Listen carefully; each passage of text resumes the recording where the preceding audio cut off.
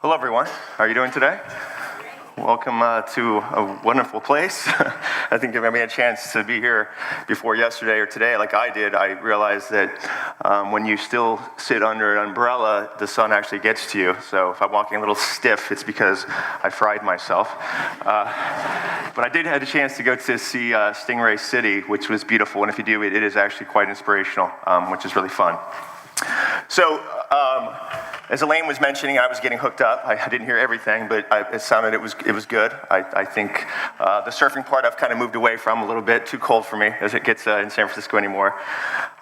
And we at Saffron, who I'm with, is an independent international branding consultancy.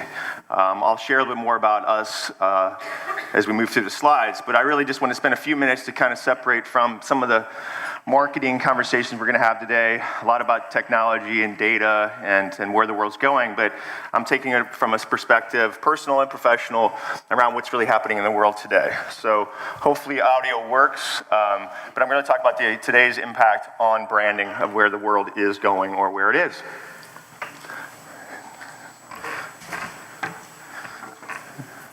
And, okay. Going forward or backwards? There. All right. So I also want to mention, too, we're an international organization, a lot of international folks here. We just want to say we're happy to get to know everybody. I'm looking forward to meeting more people. I had a chance to meet a lot of folks at the gallery. So I'm looking forward to spending more time today as well. Am I going backwards? Seems like I am. Okay. There we go. All right, well, if anybody knows, 2016 was a hell of a year, right? Lots of really interesting things going on in the world, culturally, politically, just from the world's perspective. I think more than ever, I think we all see that there's a lot of really interesting topics going on in the world, and I think everybody has a different place of what they think and where they feel, and it's really been a year, I think, of feeling. And so I just want to show a quick video of some of the things that are happening around the world. I think everybody will get a sense that, I mean, at least personally, I had a really interesting year in 2016. So, a lot of change, a lot of drama. 36 people are confirmed in Oakland, California. We saw hate, racism. You know, it's less around the data, it's less around technology. I think a lot about it's really about moving towards, what we all feel and think anymore. And so I wanted to show just a little bit that represents nationalism exposed a fragile economy. Where we are in the world today. Voted to leave the European Union. With always, of course, we were based in London and Madrid, so we had to finish with a London comment there. So really, what we're living is a world of kind of fear, uncertainty, and doubt. I think more than ever, I think everybody probably agree to that in their own way. And so with that, comes, a lot of people talk about upheaval. You see things happening in news on a daily basis, which I try to keep away from, and depending on which news you look at as well. Maybe this is your day. This is what, we talked about artwork last night. We talked about slow art movement where you stare at things for a while. This is kind of our world, probably. This is an old Jackson Pollock convergence from 1952, but it really shows a lot of chaos, right? But that's our world. So, how do you navigate in that? And that's the question everybody's thinking about, I think, more than ever in today's world. And so, it's really more than technology. And this is actually in the Westfield Mall in San Francisco after I already posted this image. I didn't even know it was even there. But it helps you figure things out. But it's definitely not artificial. It's, it's real and it's global, and I thought you might like that graphic. It's moving faster than ever. And we're trying to figure out how, again, to work in that pace. So, the question is always a question, universal question, what do we do? What really bring it back to what we're all here about, what do brands do, right? And it's more than a beauty contest, I know, but it still comes down to the basic fundamentals, is creating interest and attraction. But it's more than just the superficial.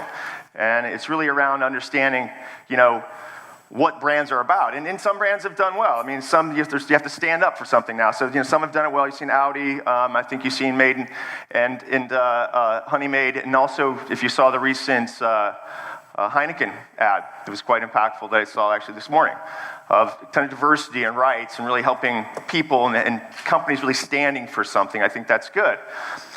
But others tried and failed. You might have seen some of these ads, the recent Kendall Jenner and the new Nivea Whitest Purity.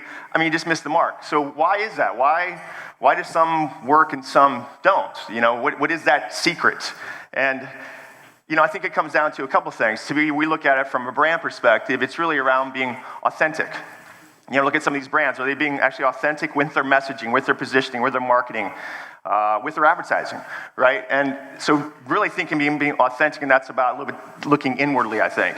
And that's being also authentic, purposeful, and more than ever, as we just talked about, and Adobe was just mentioning, Tamara was saying how fast things are. Trends change. You wake up one morning, there's something changing going on. New Generation Z or crafters, all these things that are happening so fast. So putting those all together is harder, but more expected, I think, from us more than ever. So I know we're talking data and we're talking consumers and we're talking marketing, but you know, we're different, right? We're not just targets. You know, lots of data, lots of information out there that you can share. You can get to know who we are and personalize our products and services to that.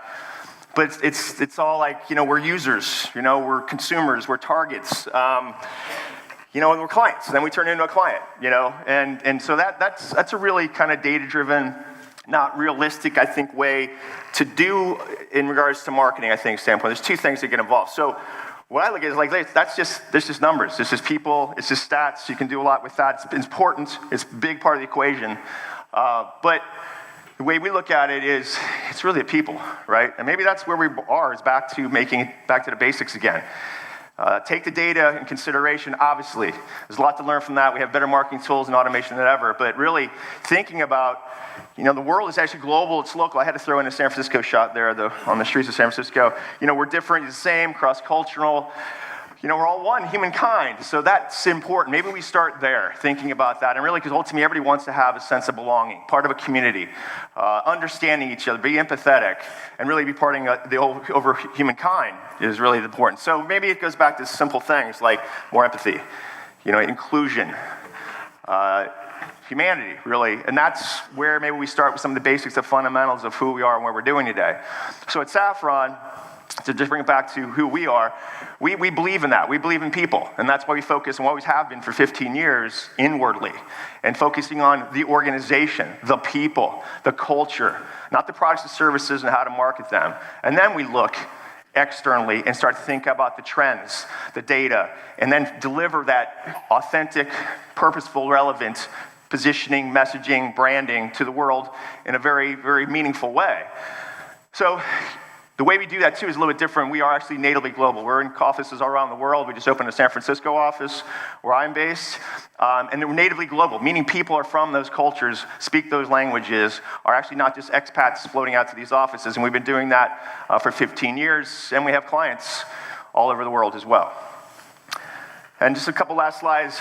You know, we really work and think about disruption a lot, and that's a common word in more convergence, disruption, innovation. But we've been working with leaders in that space. You can see quite a few of the teams there. We work with a lot of startups as well, and I'm really proud to say we just started working, or we have been working with YouTube, and you've probably seen some of that work come out in the press recently as well. So that was it. I just really want to share a little bit different side of the story from a branding perspective. I really appreciate your time, and if there's anything I can do to chat, talk about branding or anything here, I'll be around till Friday. Thank you very much.